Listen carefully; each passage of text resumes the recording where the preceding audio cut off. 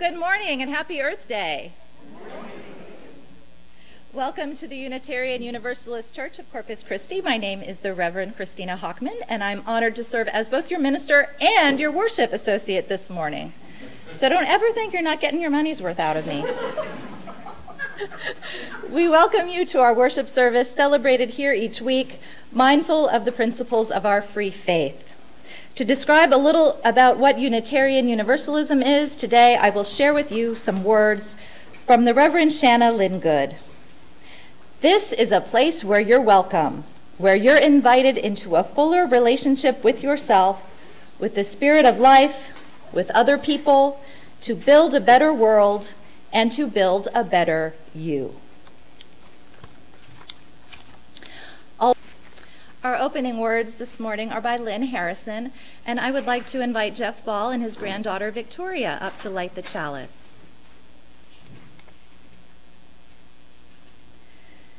Committed to respond to the call of a wounded world, we join together this day with loving hearts, hands, and minds. Embracing the interconnected web of water, air, and earth, we light a fire of sustaining hope, ever bright with love and justice. May we bring forth this day new wisdom, strength, and courage to create a new world, not of wealth, but well-being, a world of new peace and abundance for all. And we give thanks for this earth, our shared and singular home. May we dedicate ourselves to its ongoing care, rising to the calls deep within us and all around us. May we respond today and always with courage and with love. Please, this is a story about our solar system and the beautiful planets gathered around our brilliant, bright, dazzling sun, dancing circles through space over millions of years. Circling the same star for eons, all of these planets became good friends, and once every 5,000 years or so, they get together for an interplanetary conference. They handle business decisions in an inclusive, democratic way, like deciding that even though Pluto wasn't technically a planet anymore, she should be welcome like everyone else. And sometimes they play sports and games with the asteroid belt, and they generally have a good time together. But at the last interplanetary conference, Earth was very upset.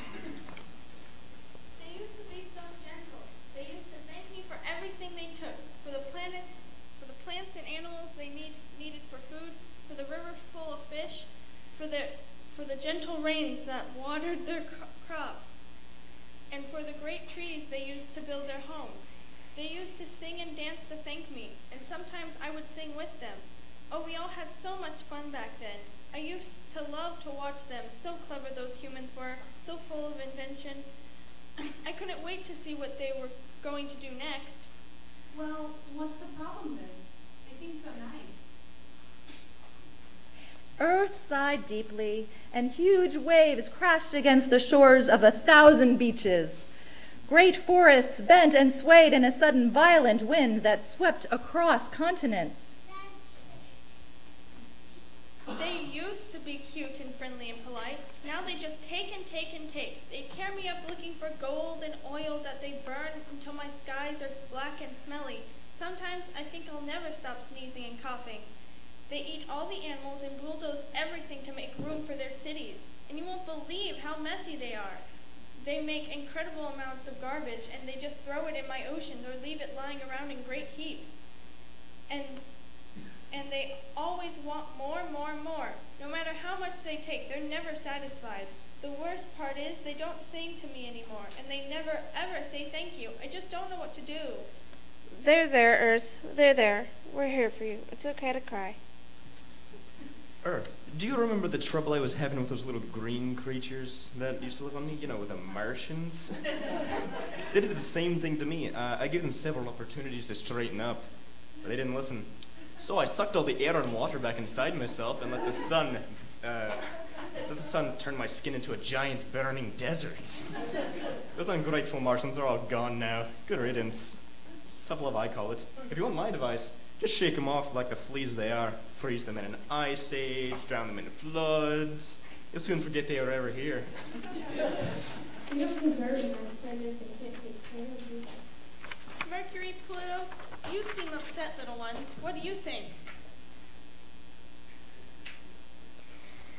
Earth, I am so sorry for your pain. The way they are treating you is terrible. But look at me. I float alone in space, just a big block of ice. No one has ever sung to me.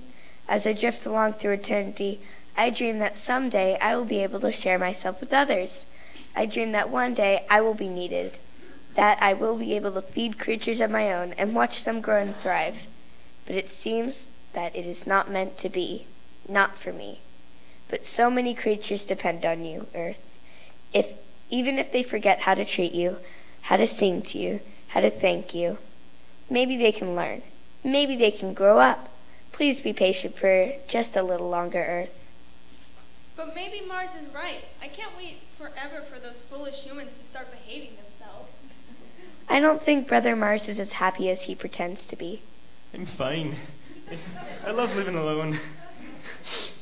I just have some space dust in my eye. Then what do you think I should do, Pluto? It might be time for you to sing to them. And so the earth began to sing as she had not sung for a very long time. It was a song of creation, of love and promise, of warm earth and cool water, of fresh spring grass and deep forest. She sang of buffalo and beaver, of fern, sage, and willow.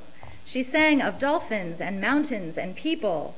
Yes, she even sang of people. Despite their behavior, she still loved them dearly.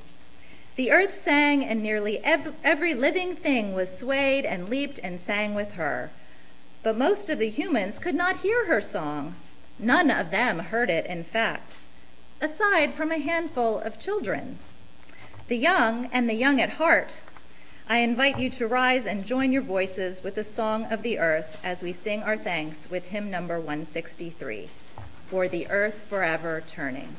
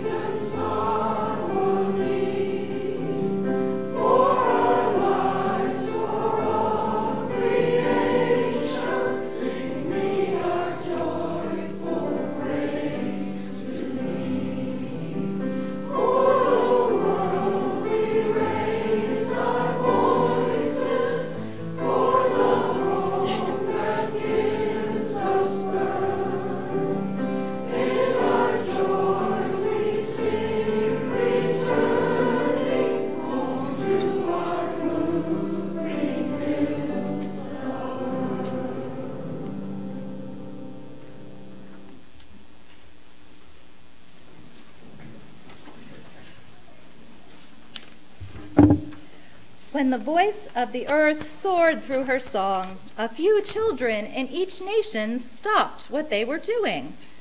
They heard the earth song as if it were coming from someplace deep inside their bodies. These children could hear the song of the trees, the flowers, and the whales in the ocean. Suddenly, they felt like singing too. They sang with strange smiles on their faces. Their mothers and fathers and teachers and friends asked in their own native languages, "What on earth has gotten into you?" And in their own native languages, these children said things like, "Mom, I don't think we do a very good job with recycling." Dad, I don't think I need to ride from school to school anymore. I'll start riding my bike. We don't need to throw these food scraps in the trash. Let's start a compost pile in the backyard. For this birthday, instead of having people bring me presents I don't really need, let's ask for donations to a charity that helps clean up the environment. Let's start doing some of our own food. Let's use our reusable bags. Let's walk to the farmer's market. The mothers and fathers and teachers and friends asked, "What's bringing all this on?" And the children, still humming to themselves, didn't really know. "I just remembered something important," they answered. Earth smiled, and everyone in the world suddenly felt a warm breeze, as gentle as a mother's hands, lifting their hair and touching their faces. The end.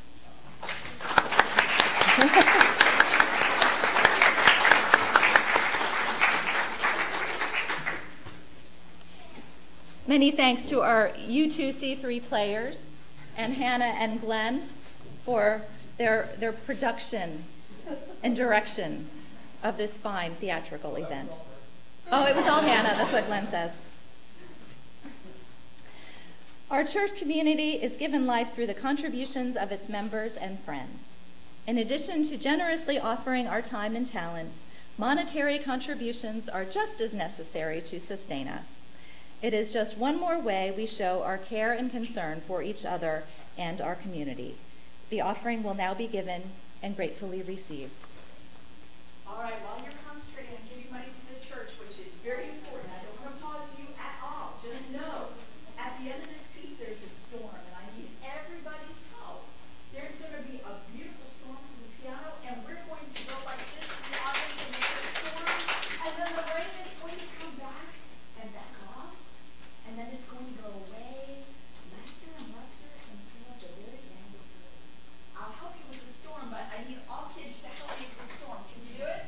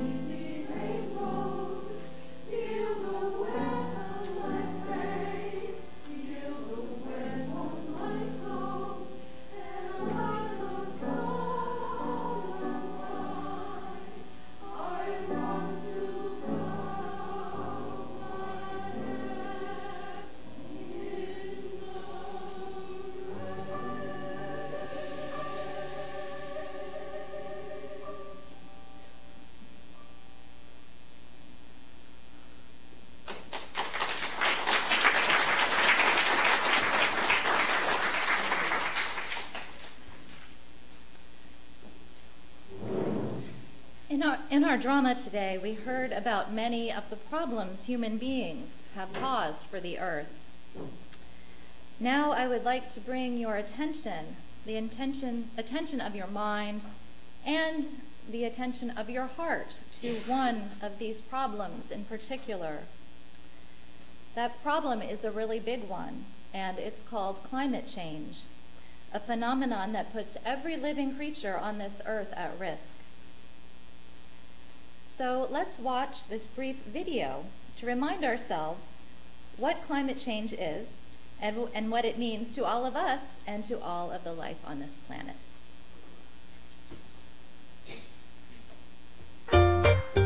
This is the world.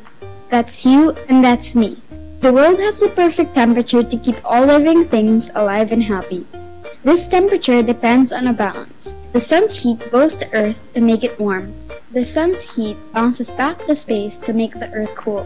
When this balance is lost, the climate changes. The Earth's climate has changed many times before. This is called natural climate change. It's caused by volcanic eruptions, changes in the sun's energy, and changes in the Earth's orbit. Greenhouse gases also make the Earth warmer. They trap heat from the sun. Greenhouse gases are like a blanket covering the Earth. It started in the 1700s. Humans started to build more things. We burned coal to make electricity. We burned oil to make our cars and planes move. We use chemicals to make things. We cut down lots of trees. We burn gas to cook food. We dump lots of trash on landfills. We plant a lot more rice.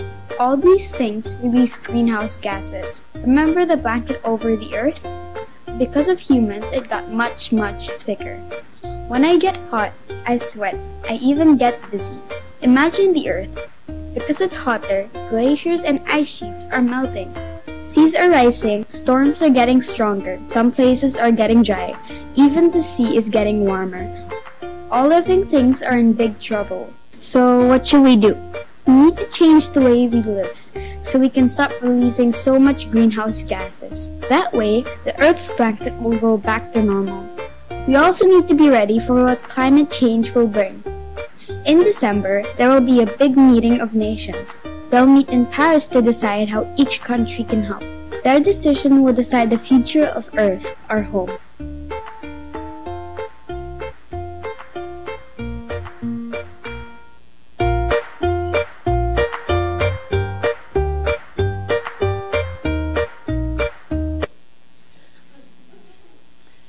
Yesterday, as part of an Earth Day program here, we had a trainer from Citizens Climate Lobby. It's an international organization that is seeking to establish a local chapter here. The Citizens Climate Lobby is a nonprofit, nonpartisan, grassroots advocacy organization focused on national policies to address climate change. And volunteers for this organization offer a respectful, nonpartisan approach to climate education designed to create a foundation for climate action across all geographic regions and political inclinations. And they build upon their shared values rather than partisan divides. And they empower their supporters to engage with their local communities and legislators to work towards the adoption of fair, effective, and sustainable climate change solutions. This organization promotes a carbon-free and dividend program on which volunteers are trained to build relationships with elected officials, the media, and their local community. So if you would like more information about participating with the Citizens Climate Lobby, they have a great website. It is actually citizensclimatelobby.org. Or if you're interested in receiving more information and interested in joining a local chapter, on the petition table outside in the back of the foyer is a legal pad, and you can sign your name on the list, and we'll make sure it gets to the Citizens Climate Lobby people. Also, if you have questions, see Colin Sykes, our local expert on the subject, and I can help hook you up with the organization as well. But yet, because this hour is for church, it's a special hour that we carve out of our busy lives to connect, not just with our brains and with our inner activists, but with our emotions, and we try to connect spiritually with the big things, the big questions facing our lives, as well as the lives on our planet, which we are deeply interconnected with. So today we're actually going to do a hands-on ritual, and it's one that has been practiced all over the globe. It's called the climate ribbon, and it's a ritual that really allows us to take some time to reflect on what climate change means to us personally. So all the great justice movements, whether it's Gandhi and the Indian independence movement, or Nelson Mandela and the struggle against apartheid in South Africa, or our own civil rights movement in the US, it's not just about our brains and our feet in the streets, but it is about our hearts and our souls. So if we're to reverse climate change and make our way to our own post-carbon future, our movement must also be great. And it's got to be global. And the movement has to stay strong for decades, and we've got to carry it deep in our hearts. So there is a really big spiritual aspect to this work as well. And that's what we hope to connect you with today.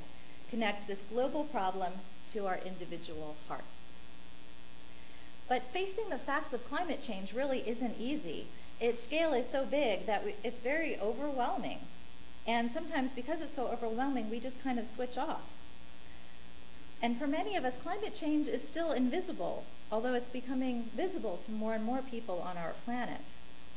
But when it's abstract, we put it out of our minds.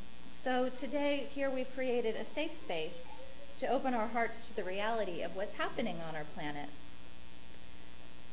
So during our silent meditation and during our meditation music, please take a moment to reflect on the question on the screen. What do you love and hope to never lose to climate change? Try to be specific and personal. Think of a phrase or a string of words to describe what is at stake for you. A woman from Milwaukee wrote on her ribbon, the hope that my children can have healthy lives. Others have written, the sound of bees buzzing in the morning. Another person, the coastline of Manhattan. Someone from Ohio wrote, next year's harvest. Another person wrote, Miami, my city. In a few moments, you will have the opportunity to write your own words on your own ribbon. Please join in a moment of silent contemplation regarding the question above.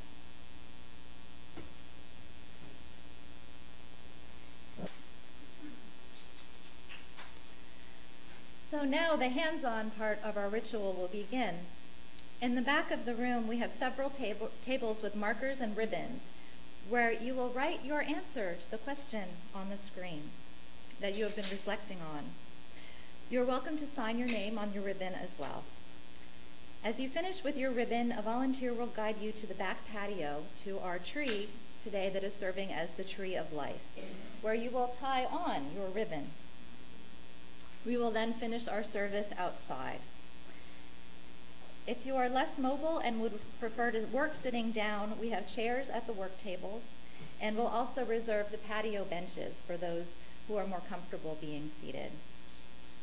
And at any time along the way you would like someone to help write out your ribbon or tie the ribbon on your tree for you, there will be a teenager at your disposal. Just ask, don't be shy. So I am going to ask the teens now to go and make their ribbon first, so they'll be ready to assist everyone else. And then right after the teens are finished, I'm going to have the choir go so they'll be able to regroup and sing later. And then it's up to the rest of you. We will have some music, and when you are ready and there are spots at the table, just filter back and make your ribbon. There's plenty of time, no need to hurry. Aline will play her virtuistic music for us. All that I do ask is that let's do this ritual as silently as possible, as reverently as possible, solemnly as possible, until everyone, so be quiet until everyone is outside and all of the ribbons have been tied. I know that's really hard for you to use, but I think we're up to that. So let's go ahead and proceed with our ribbon making, and I will meet you outside.